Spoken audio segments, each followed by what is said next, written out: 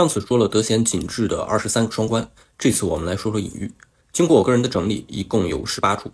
台词和语言部分的更偏重于双关，涉及到人物行动、戏剧场面和剧情的属于隐喻。电影前半段对国军的刻画是怯战，无论是高炮小组还是逃难路上的溃兵，他们完全不像保家卫国的军人形象，而只是一味的逃跑。这种人物画像几乎是颠覆了我们过去看过的抗战电影。而这种独特的视角还要追溯到蓝小龙2009年的《我的团长我的团》。这部剧从溃兵的角度切入，给观众展现的是最不堪、最赤裸，也是最真实的人性。我们都知道1937年抗战之初，国军连续丢掉了全国最重要的城市，华北、华东相继沦陷，首都南京失守，蒋介石仓皇逃到重庆。虽然也有浴血奋战的军队，但大部分国军在日军面前都一触即溃，于是就有了数量庞大的溃兵。你可能以为这是因为刚开始的国军部队缺乏准备，缺乏有效的指挥，但在抗战后期，这种情况仍然不断发生。1944年豫中会战，30万国军对15万日军，被日军一路追着打，最终促成了大面积的溃退。结果就是日军在短短37天内占领了38座城市，豫湘桂会战到最后一共丢了4个省会，146座城市，6000多万同胞沦入敌手。造成这一现象的根本原因是国军自身严重的问题。第一战区的国军从战争之初就大规模囤粮，大发国难财。那些国民党高官打仗不行，但是钻营经济比谁都懂行。这样的部队，百姓避之不及，根本不会为他提供帮助。比如汤恩伯的部队，被河南百姓视为与水灾、旱灾、蝗灾并列的四害。豫西山民拿着猎枪、菜刀，就把他的炮兵营和卫队约2万人的正规军给抢了。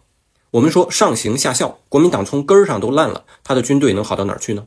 所以我们看到在德贤景致当中，国军的士兵说的是死老百姓，而老百姓对这些当兵的也并不是特别友好。但德贤景致并不是在探讨溃兵的问题。蓝小龙从中戏毕业后进了部队，而后才写出了《士兵突击》《我的团长我的团》这些电视剧。部队出身的蓝小龙深知在抗战题材的电影中，描绘抗战国军的堕落与腐败，虽不是什么禁区，但一定要衡量这个度。那么不去深挖，只做基于史实的呈现，就是最好的办法。溃兵怯战就是对当时的历史最直观的隐喻。影片最核心的剧情都围绕那门苏罗通机炮展开。为什么要写炮？为什么是炮兵而不是步兵？这是有原因的。刚才说了，电影着力刻画的是怯战的溃兵，那么他们只顾逃命，为何还要一直带着那门炮？敌人的炮管子都瞄过来了，他们还想着保护炮，直接把炮丢了，是不是更容易逃命呢？电影里有一句台词是日军坦克的车长说的，这是钢铁与钢铁的对决。在现代战争中，谁的武器装备更先进，谁的钢铁更多更强，谁就能取得战争的主动权。它其实要讲的是一段心酸的历史，是我们曾经人多钢少，是要用人命去换战损的。在电影《长津湖》和《金刚川》中都出现过卡秋莎火箭炮齐射的画面。当时看到这一场景，我想大家都是热血澎湃的。之前老是看英雄们挨炸，现在我们也能炸敌人了，太爽了。这是一样的道理，武器先进不先进，那是截然不同的信心。但之前的电影大部分还是以步兵、以枪和手榴弹为主的。德贤景致彻底打破了这一传统模式，让炮成为主角。放在以前，估计大多数观众会不理解。可是今天，在全民都关注着航母和大驱，关注着歼20、歼35，关注着打击范围覆盖全球的时候，谁还不明白钢铁的意义呢？未来战场比拼的就是火力，就是精准打击，是先发制人，是智能化的钢铁洪流。炮与坦克的对决不是巧合，而是蓝小龙精心设计的现实隐喻。电影中出现过几种动物，这几种动物都很有意思。第一个是羊，它站在轰炸残留的废墟上，沿江漂流而下，与其相对照的是一整船的军民，任人宰割的羔羊，那种绝望和无助在那一刻具象化了。第二个是猪，太爷要去砍日本人，可猪圈里的猪一直在哼哼，于是就有了那句值得玩味的话：10点大体，打日本子是头等大事。后来又说，哪怕是猪也不该饿着。这个猪不是别的，正是屏幕前的某些观众。忘记历史，不识大体，只顾自己享乐，没有忧患意识，这就是猪。可对待猪还不能让它饿着，哪怕它饿了就制造噪音，吃饱了还跑网上来喷粪。放在别的国家，可能他们早就变成猪肉了。我们善待猪其实是一种智慧。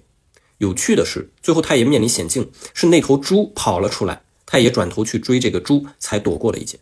也许哪天等他们不是羊也不是猪了，真正全民觉醒了，我们的民族才能真正复兴和崛起。第三个是狗，日本兵在村里屠杀的时候曾经朝着一条黑狗开枪，你可能觉得他们连狗都不放过，简直太畜生了。细想一下，战争时期我们一般管什么叫狗呢？没错，狗汉奸。所以这个朝狗开枪的镜头也是有意为之的，只不过优秀的编剧从来都是骂人不带脏字儿的。太爷这个人物特别有意思，他出场时一句话不说，脑袋枕在栏杆上，任凭莫德贤怎么说就是不为所动，直到他听见说这是长江不是黄河，瞬间暴跳起来，然后就想投江。他最开始是想寻死的，家人都死在了南京，自己又远离故土，根本没有活下去的勇气，更别谈什么抗争的意识。后来他说过一句话，猪用不着活到100岁，这个猪指的是自己，也就是说自己活着没用，虽然不寻死了，但还是很消极的状态。最后他抄起菜刀斧头追着日本兵去砍，每次一碰见日本兵，那是发自心底的高兴，想什么来什么，可让我逮着你了。甚至看到日军坦克非但不害怕，还特别兴奋，哟，大家伙，赶紧转换目标跑过去打坦克。这个人物从头到尾的转变是耐人寻味的。面对战争，一个手无缚鸡之力的老人能做什么呢？可能最先想到的就是不拖累家人，一死了之，还能落叶归根。但这种思想是不对的，唯有抵抗，全民的抵抗，才能换来胜利与安宁。所以我们就看到一个白头发老头，他都能拿起刀冲上去杀敌，这个象征意味是很显著的。对于太爷，我看到有一些其他解读，当然解读越多元，这个电影的讨论热度就越高，这挺好的。解读不能脱离剧情，不能玩文字游戏或者数字游戏，要不然就是纯娱乐化的戏说了。电影中塑造的平民有2个特征，一个是恐惧，一个是嫌弃。恐惧的是日本兵，嫌弃的是中国兵。这2种情绪都不难理解，可以说是人性使然。但有一些情节，它不仅向我们揭示了这种人性的弱点，还极具冲击力。大家都记得，日本兵冲进一个院子，发现自己被一个身穿铠甲、手执利刃的村民顶住了喉咙。那个日本兵下意识的要放下枪投降，可他的枪还没放下，那个村民就因为恐惧先把武器扔掉了。结果日本兵毫不犹豫地杀死了他，还跟同伴说这是一个傻瓜。什么是侵略者？侵略者就是不管你怎么对待他们，他们都要杀你的人，占你的地，抢你的钱。我们曾经出现过一些声音，说就算侵华的日军当中也有善良的好人。这种想法在中日友好的时候，尤其是文化交流的过程中影响颇广，而且也出现过一些有这种方向的文学作品和电影。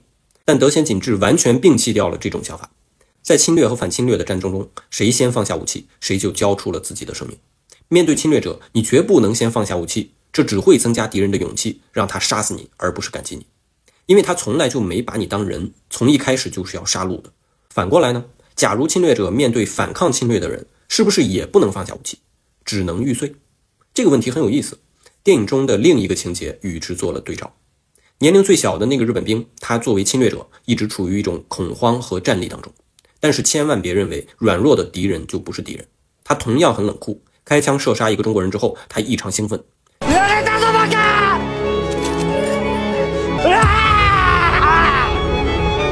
就是这个日本兵在屋顶往枪里装子弹的时候，发现自己正被一杆土枪瞄准。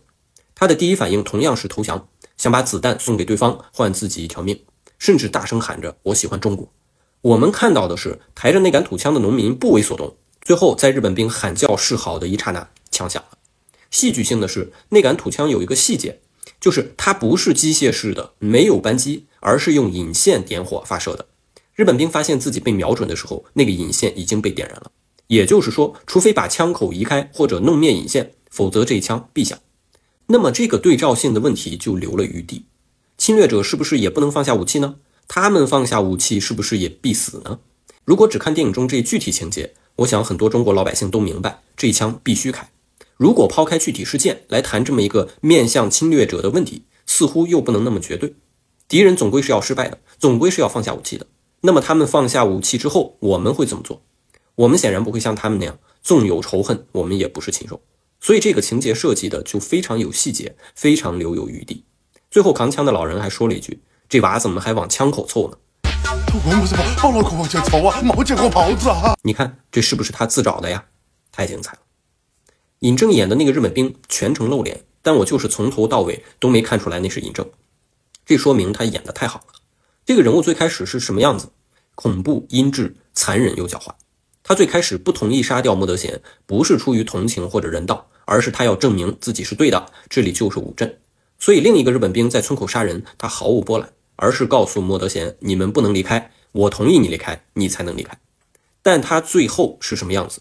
仓皇逃窜，狼狈不堪。当中国人是羊、是猪、是狗的时候，他是强大的，掌握着生杀的权利。可当我们奋起反抗，跟他们拼命的时候，尤其我们还有炮的时候，他瞬间就怂了。于是我们看到太爷这样一个头发花白的老头都能追着拿枪的日本兵去砍，这不是不合逻辑，这是全篇一以贯之的隐喻。反抗，激烈的反抗，是瓦解敌人意志的法宝。升旗那一段也很妙，旗帜是精神的象征，是对土地所有权的宣示。3个日本兵来到葛指镇，要做的第一件事就是升旗。他们不是迷路的士兵，更不是和部队走散的，而是带着某种目的的斥候，也就是侦察兵。一般来说，日军出动前都会派出斥候。斥候小队人数不一，通常是7到10人，但也有可能人数更多或者更少。电影中的日本兵拿着地图，误把葛指镇当成武镇，他们来到镇上就地升旗杀人，好像是没有什么目标，但其实就是先遣队的侦察。后来遭遇抵抗，逃走的日本兵与大部队会合，报告这里的情况，这就说明他是这股部队派出来的斥候。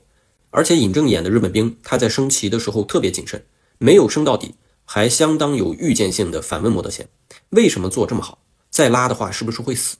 看到这里，估计很多人会不理解，他怎么知道这里面有机关？这就要说到日军的斥候了。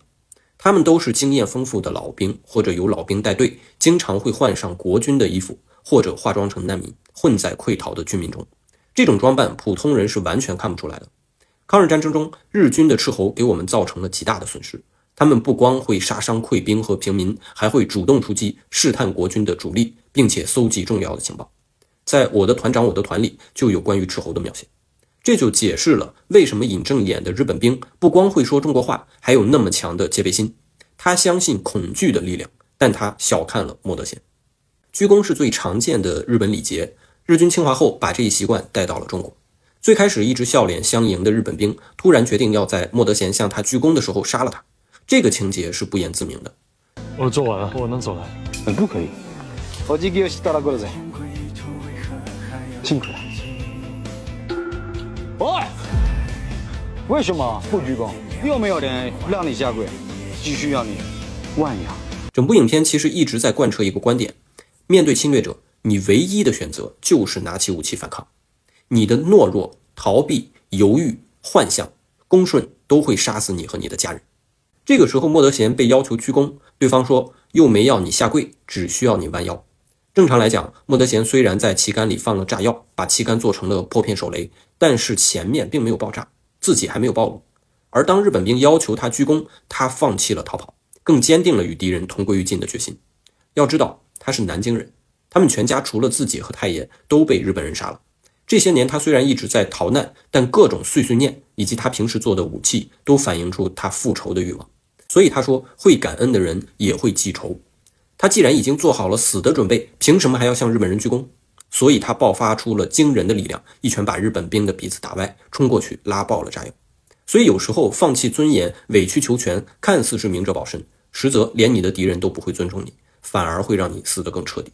当你觉得自己已经有点死的时候，尊严是最后一点氧气。隐喻部分的内容比较多，我们还是再分一集吧。下集会把剩余的隐喻讲完，然后进行一个系统的分析。那么下期见。